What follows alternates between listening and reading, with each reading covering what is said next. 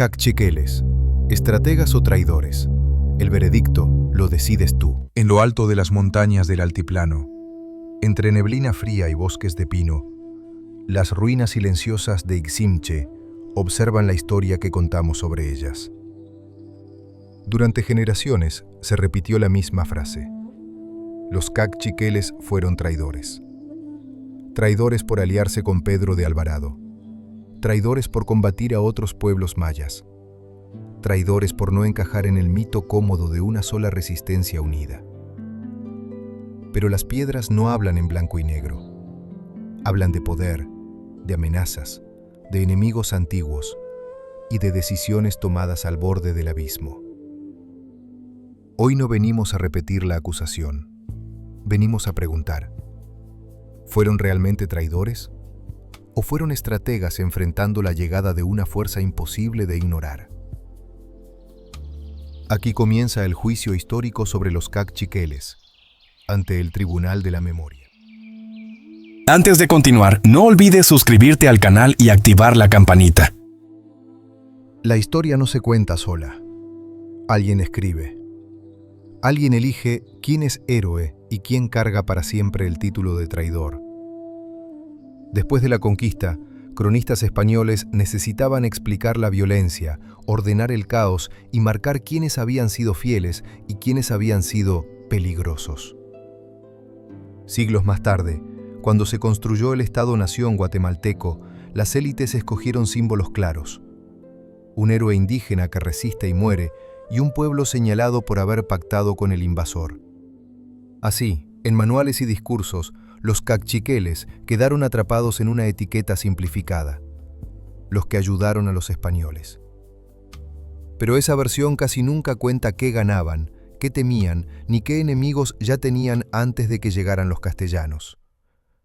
Antes de juzgar, tenemos que desmontar el mito y mirar quién tenía la pluma cuando se escribió la palabra traidores. Antes de seguir, tenemos que cambiar la forma en que miramos este mapa. En el altiplano no había una sola bandera maya. Había reinos, había cuentas pendientes, había ambiciones, traiciones mutuas y alianzas que se movían como piezas en un tablero. Quiché, Cacchiquel, Sutujil, Pipil, Xinca, cada uno defendiendo su propio mundo, sus rutas comerciales, sus dioses, su prestigio.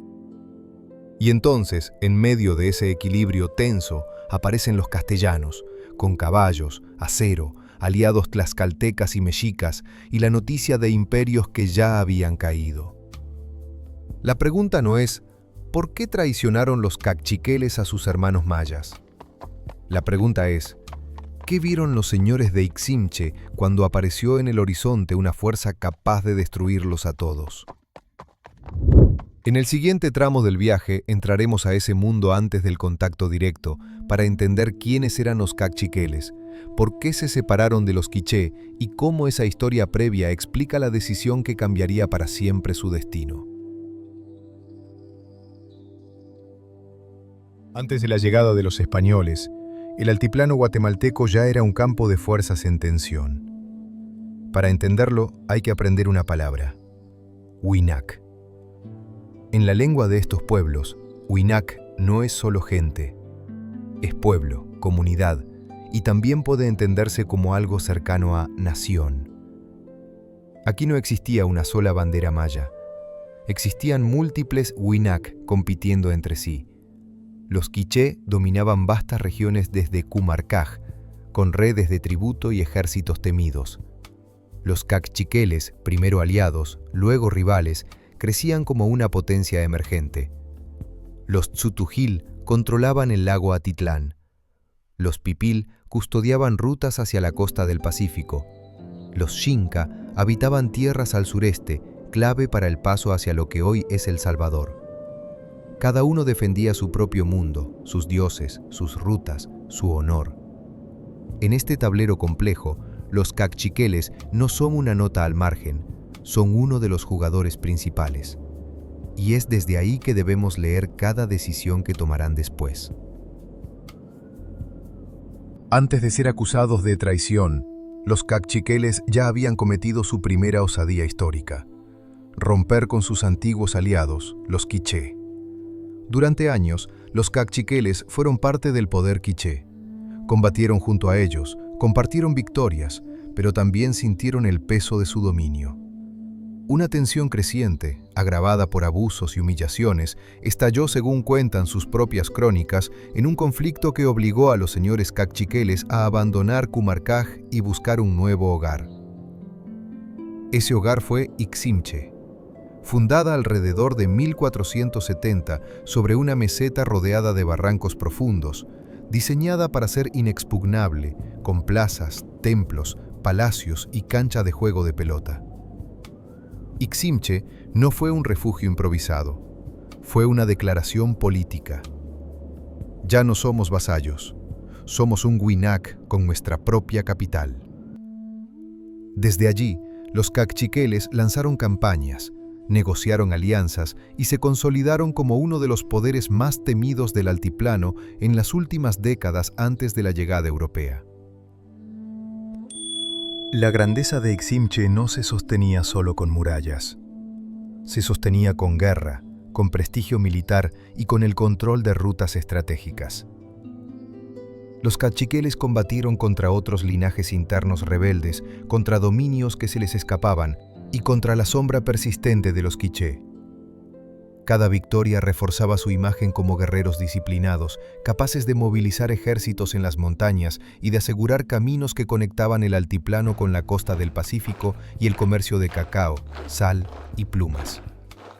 En este universo político, la lealtad no era una consigna romántica, era una moneda táctica. Aliarse, romper, castigar, proteger rutas, exigir tributo. Ese era el lenguaje del poder. Cuando más tarde veamos a los kaqchiqueles pactar con Pedro de Alvarado, no será un gesto aislado. Será la continuación lógica de una tradición larga de decisiones calculadas para sobrevivir y mantenerse arriba en un mundo donde nadie podía darse el lujo de ser ingenuo.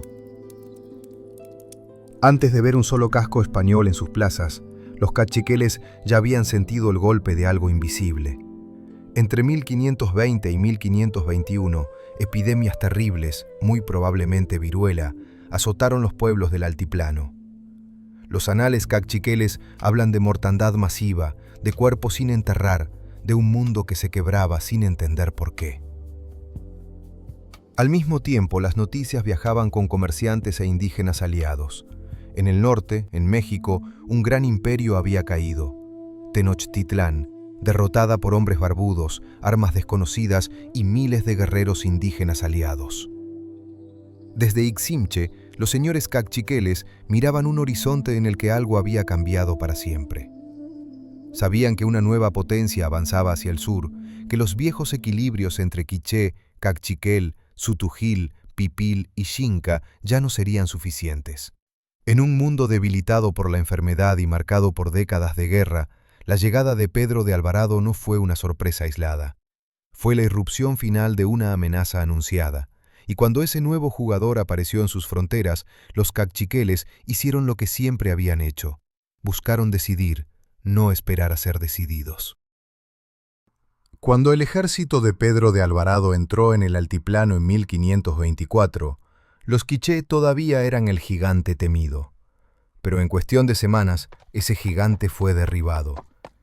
Batallas sangrientas en la Boca Costa, derrotas sucesivas de los ejércitos quiché y finalmente la trampa mortal en Kumarcaj. Los señores quiché invitados a parlamentar, capturados y quemados vivos por orden de Alvarado, mientras su ciudad quedaba sentenciada. Con Kumarcaj humillada y arrasada, el altiplano perdió a su poder hegemónico.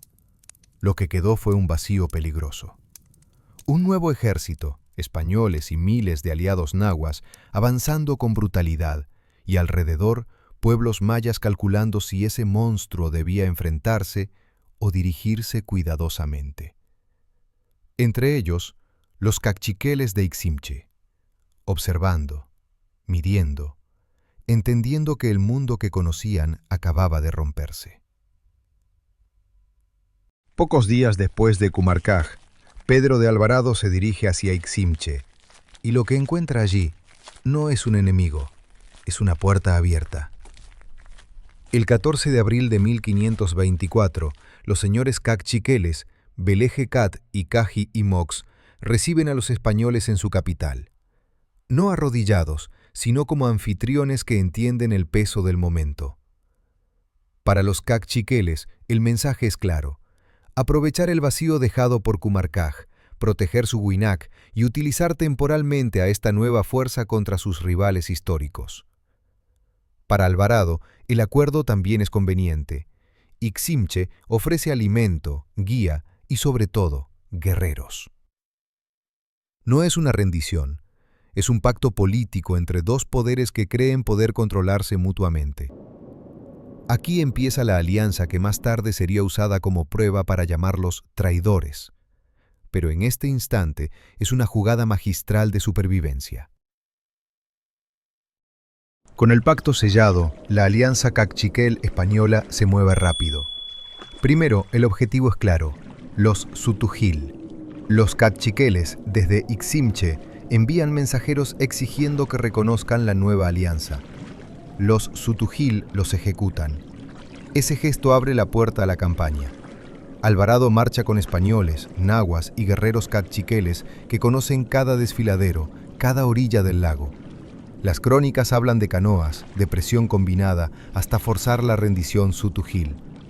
Luego, la mirada se dirige hacia la costa del Pacífico. Los Pipil de Panatacat, Izcuintepeque. Aquí, Alvarado presume en sus cartas marchar con unos 6.000 auxiliares indígenas, la mayoría no españoles, entre ellos contingentes cachiqueles y otros aliados mesoamericanos. Finalmente, las campañas contra los Xinca en Guazacapán y Atiquipaque, territorios difíciles, resistencia intensa. De nuevo, la columna española depende del número, del conocimiento del terreno y de la fuerza indígena aliada, con los cachiqueles como pieza clave. Cuando miras este mapa de campañas, ves una verdad incómoda. La conquista no fue obra de un puñado de españoles heroicos, sino de miles de guerreros indígenas, usados, negociando, traicionados, entre ellos los cachiqueles. Aquí, lejos de la caricatura del traidor cobarde, vemos a un Huinac que apuesta fuerte, prestando su fuerza para intentar rediseñar el equilibrio del altiplano. En el punto más alto de esta alianza, Iximche alcanza algo sin precedentes. En julio de 1524, Pedro de Alvarado declara en parte de la ciudad la fundación de Santiago de los Caballeros de Guatemala, la primera capital del nuevo orden colonial. La ciudad Cachiquel se convierte por un instante en capital compartida, centro del Huinac Cachiquel y sede del poder español. Para los gobernantes de Iximche, este es el momento cumbre de su apuesta: estar al lado del conquistador, no debajo de él. Tener a Santiago en su propia casa, no en la de sus antiguos enemigos. En esos meses, la narrativa fácil de la traición se desarma sola. Los cachiqueles no se ven como servidores sumisos, se ven como socios indispensables de una máquina de guerra que creen poder contener.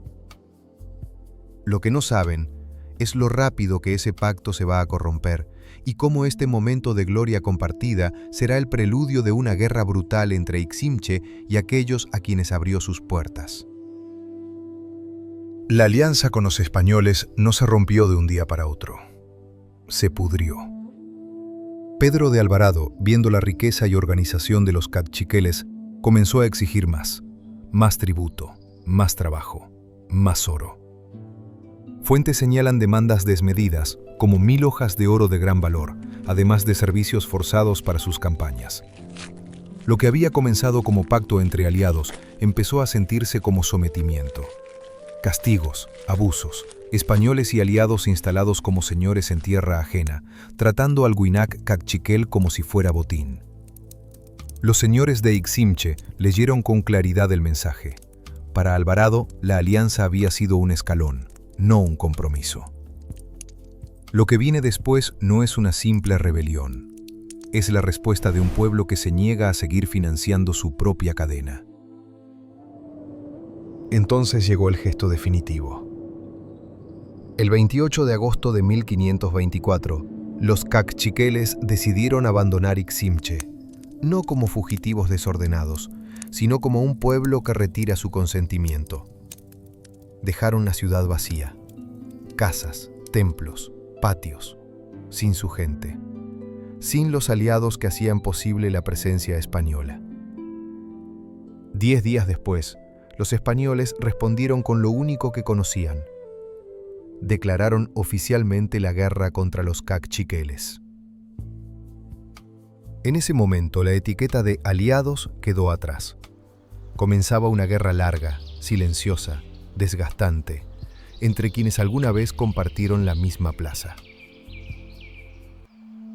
Lejos de rendirse, los caciqueles transformaron el territorio en arma.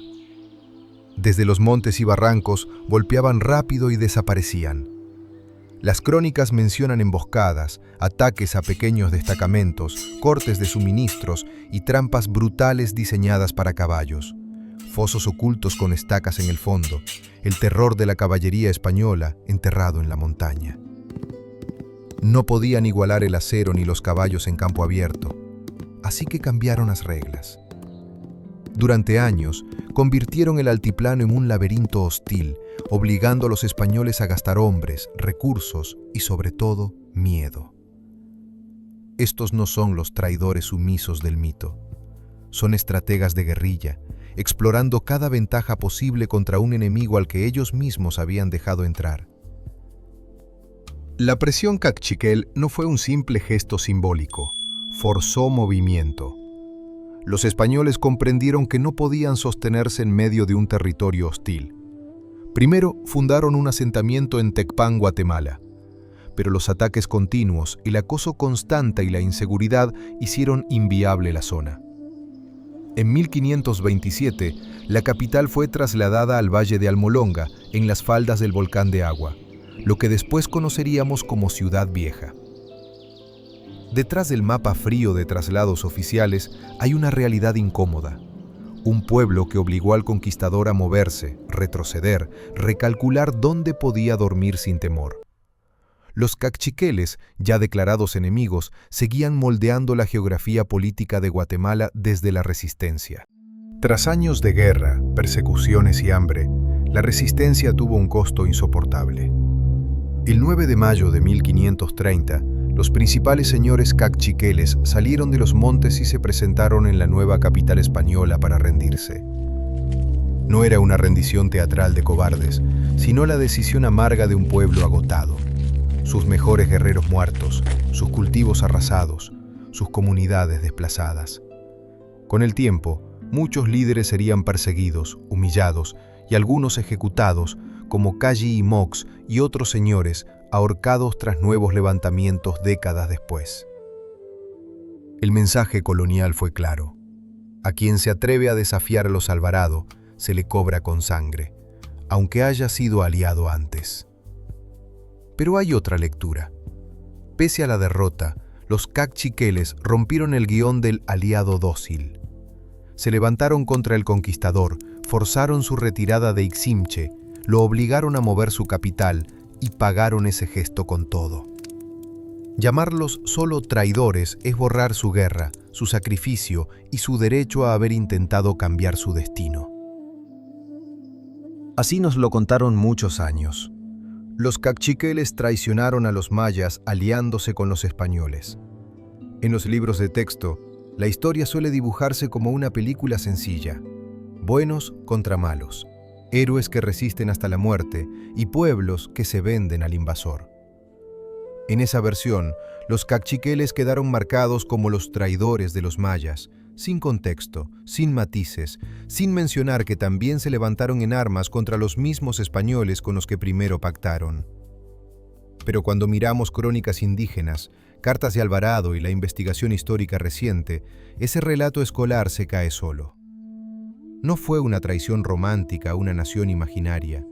Fue una jugada política en un mundo donde todos, quiché, caciquel, tzutujil, pipil, xinca, españoles, aliados nahuas, se usaban, se temían y se necesitaban. Si vamos a juzgar, juzguemos con la historia completa sobre la mesa. Para entender a los caciqueles hay que soltar una idea moderna, la de la lealtad a una sola nación maya. En el siglo XVI, la lógica política era otra. Cada Winak defendía su casa, sus dioses, sus rutas, su prestigio. Alianza no significaba amor eterno, significaba oportunidad. Los cachiqueles se habían separado de los quiché después de abusos y conflictos. Fundaron Iximché como afirmación de autonomía. Negociaron, guerrearon, rompieron pactos mucho antes de ver un solo casco español. Cuando llega Alvarado, no ven España. Ven una nueva fuerza militar que puede servir para golpear a viejos enemigos y asegurar su lugar en el tablero. Esa decisión no se mide con el lenguaje de traición nacional, sino con el lenguaje frío de la geopolítica indígena. ¿Esta alianza fortalece a mi Winak o lo condena? Juzgarlos sin entender eso es como culpar a una pieza de ajedrez por moverse según las reglas del juego que le tocó. Hay un detalle que casi nunca se cuenta cuando se habla de los traidores cachiqueles. Cuando el pacto se rompió, no huyeron a esconderse para siempre. Le declararon la guerra a los mismos españoles que habían entrado como aliados.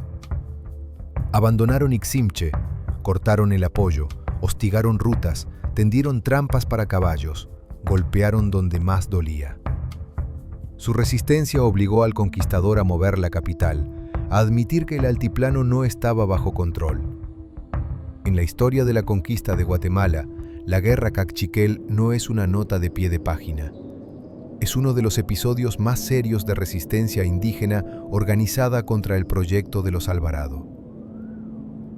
Si vamos a hablar de dignidad, hay que incluir también a quienes se atrevieron a decirle no a un aliado convertido en tirano.